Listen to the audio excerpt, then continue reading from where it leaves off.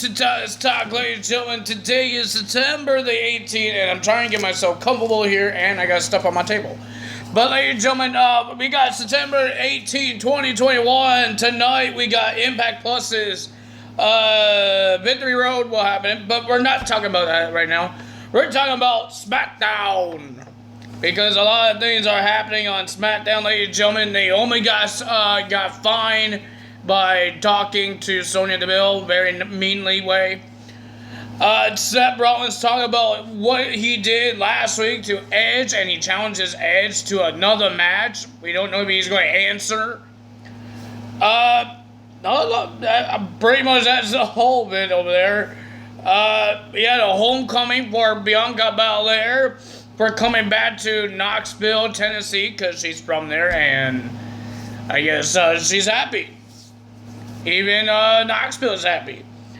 Let's see what else is here. We got a match got added to Extreme Rules. I will tell you guys when we get there. But before we get to SmackDown, we do have a quick results of AEW Rampage. Well, ladies and gentlemen, I feel sorry for this fan got attacked by Matt Hardy because he was dressed as Orange Cassidy, and he was acting like Orange Cassidy. Jack Evans and Matt Hardy attacked this fan and cut his hair. Orange Cassidy did come out to make the save, but he didn't come fast enough. The guy lost his hair, his ponytail, and his dignity, his pride, I guess. I don't know. Maybe he wanted a haircut. Maybe he wanted a haircut. I don't know. But, ladies and gentlemen, I'm sorry for this fan. You got haircutted. I don't know if Matt Hardy's a good barber, but we will find out. Maybe this guy will put it on social media. And, ladies and gentlemen, we got 2 championship matches on the line. Even a car was on the line. We got the Lucha Bros versus Butcher and the Blade. We'll be versing each other, versing the Lucha Bros for the tag team titles, and the winner of that match and still your tag team champions, the Lucha Bros. Matt Hardy's team came out to attack Lucha Bros until Santana and Ortiz came out to save the Lucha Bros. So that happened there. We got Anna Jay versus the Bunny. We got the winner of that match was Anna Jay, but Ford attacked both Anna Jay and take Conti with brass knuckles. And then we had the TNT title on the line, and Frago, I forgot his name now, The Soul, will put his car on the line. Fago The Soul will be putting his car on the line, and Miro put his title on the line. The winner of that match was Miro. But Miro wasn't done there, and so he did more attacks onto The Soul. And ladies and gentlemen, he stuffs the car keys into Fago's mouth until Sammy Guevara came out and attacked Miro. And then he holds up the TNT title. Does that mean Sammy is finally pursuing to get a shot of a title? I hope he changed the strap to black again if he does win the title, because the white does not look good. Sorry to say it. But that's the end of AEW Rampage. Now let's get to SmackDown. Ladies and gentlemen, they had a tag team that I would love to see that becomes a real tag team in the women's division and go for the women's tag team titles. I will tell you guys when we get there. It's the 3rd match of SmackDown. So, ladies and gentlemen, I really love to see this match, this tag team actually become a tag team. Not just a one night only thing. I actually want to see this tag team actually become a tag team. But we got Big E. We got Roman Reigns and the Usos coming out, and Paul Heyman said a whole bunch of words. I wasn't listening. Were you listening? I was not listening. I was not listening until Big E came out, the brand new WWE champion. The guy went nuts. He was celebrating with Michael Cole. Well, Michael Cole wasn't really celebrating. Pat McAfee was trying to celebrate, but Big E wanted to high-five his hand. The guy was nuts and he's going crazy, and then Finn Balor came out. And we had a tag team match. We had Big E and Finn Balor versus the Smackdown Tag Team Champions, the Usos. And ladies and gentlemen, I thought it was a pretty decent match. I enjoyed this match. It was pretty good. But the winner of that match was the brand new WWE Champion Big E and Finn Balor. Well, ladies and gentlemen, we thought this match will happen at Survivor Series. We thought we were going to have a 6-man tag team match at Survivor Series, but we might see Big E versus Roman Reigns because they're both the world champions on Raw and SmackDown at Survivor Series. So they're going to put it on Raw. We're going to see the New Day, Big E, Kofi Kingston, and Xavier Woods versus the Bloodline, the Universal Champion Roman Reigns, and the SmackDown Tag Team Champions, the Usos, on Monday Night Raw. That's going to be a hell of a show. They had to try to do something. We've seen the New Day versus the Shield in 2018. Now we're going to see the New Day versus the Bloodline. That's going to be a hell of a show, man. I can't wait for Monday Night Raw. And then we got Rick Boogs will be versing Robert Roode. And he was okay, not bad, I guess. But the winner of that match was Rick Boogs, getting the win. And then they were celebrating on the commentary table with Pat McAfee. Looks like nobody really wants to talk to Pat. Pat tried to congrats Rick for winning, and he's still playing his guitar.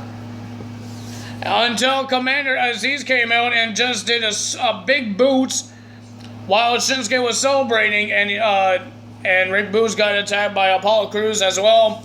And Mr. Apollo Crews says, "You're making a big mockery of the Intercontinental Championship," and he wants it back. So we heard that next week on SmackDown, Apollo Crews will get a shot at the Intercontinental Championship. Then we had Liv Morgan and Toni Storm. I would love to see these two as a tag team, official tag team, to get to the women's tag team titles. Awesome team. They will be versing Zelina Vega and Carmella. Well, it was a pretty decent match until it turned into the end because Liv Morgan and Toni Storm got the win by countout because Zelina Vega and Carmella thought that Liv Morgan broke Carmella's nose by doing a move into the corner and her face smashing into the turnbuckle pad, and she was crying, "Oh, my nose!" And they stayed outside of the ring to keep on crying. But we heard that Liv Morgan issue a challenge to Carmella. She wants her one-on-one match because she's sick and tired of her talking. So she wants her one-on-one at Extreme Rules. No stipulations still got made. Why? So, and while Carmella found out she does have a broken nose, because you didn't see blood on her hands, you didn't see the referee had gloves on his hands either. Every time somebody bleeds, the referee has gloves. I think the referee will notice if you're bleeding because it will go through your cracks of your fingers. I know.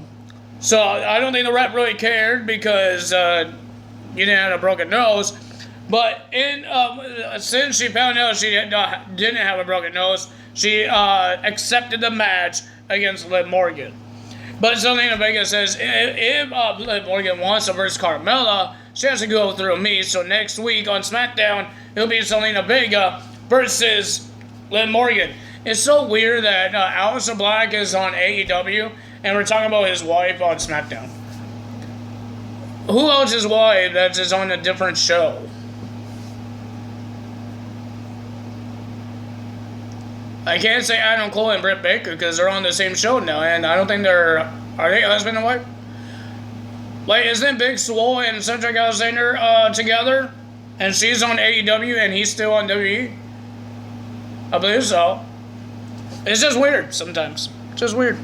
Talking about somebody's wife on a different show when they should be on the same show.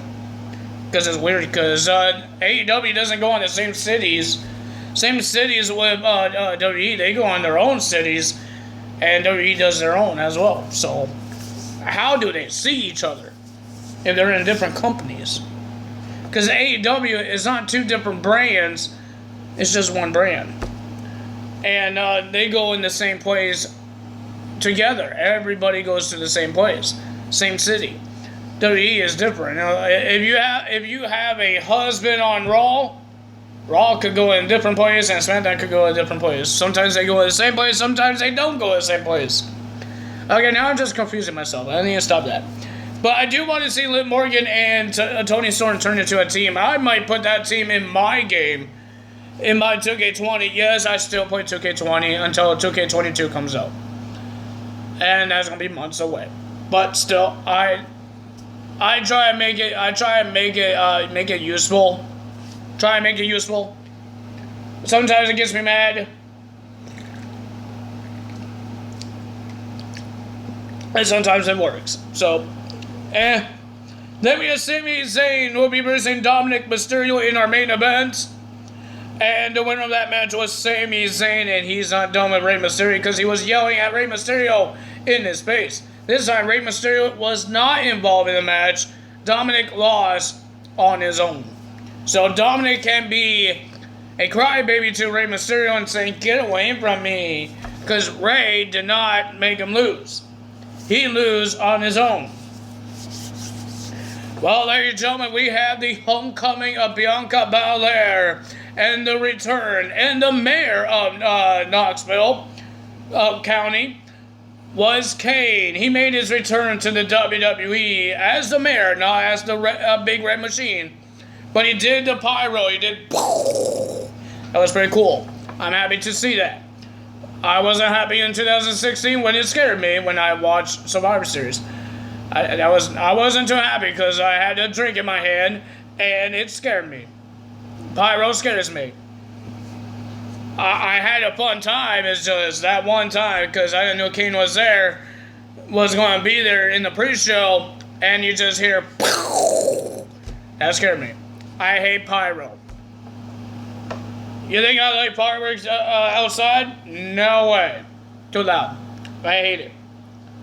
I do watch with my family sometimes, but now we don't because, the pandemic and mostly my family working a lot. So, yeah.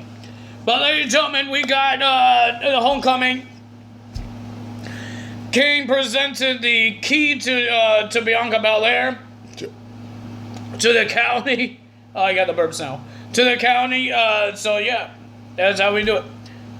I'm not saying it's a bad thing that my family is working. I'm just saying they're just busy, and I do understand that they're busy. Because I thought about it. It sounds like it's a mean thing, but because no, I don't know what I'm trying to say. But I'm not saying it's a mean thing. I'm just saying I understand that they are busy, and fireworks you can do it anytime. Right? Mostly you can do it anytime. I don't think there's a law that you can't do fireworks. Only if it's too loud and you do it near somebody's house. But yeah, fireworks is not a big thing like Christmas or any type of big holiday. Or even your birthday. If you don't do anything for your birthday or they forget your birthday, then you get upset. But fireworks, no. You don't get upset with that. Fireworks is just fireworks. It's not really a family thing to do. You can do it with your friends. Birthday, Christmas, and other big holidays, those are a family thing. I love doing family days. I love doing this. But fireworks is not a family day thing. You do that at night. That's not a family day. That's a family night. You understand what I'm saying? I'm not a big fan of fireworks, so I'm not too upset about it. I'm okay with it. And it's mostly for the kids. Kids like to see things explode. And that's what fireworks do. They explode. So, ladies and gentlemen, Kane gave Bianca Belair the key to Knoxville County. Things like that. And, ladies and gentlemen, Becky Lynch came out saying that she'd never been in a homecoming, and this is her first one, and she's trying to shake hands with Bianca Belair. She's trying to be the bigger man. Well, she shook hands, and then they both tried to do their finishers, but Becky Lynch did her manhandle slam onto Bianca Belair to end the show. But if you guys enjoyed this video, hit the like button, leave a comment below, hit the subscribe button, hit that notification bell. I will see you guys on tomorrow, because it's not a big pay-per-view, it's just an Impact Plus pay-per-view. See you guys tomorrow for Impact Plus's Victory Road. That's what we're going to be doing. So I will see you guys tomorrow. That's all for me today. Time is out. Bye.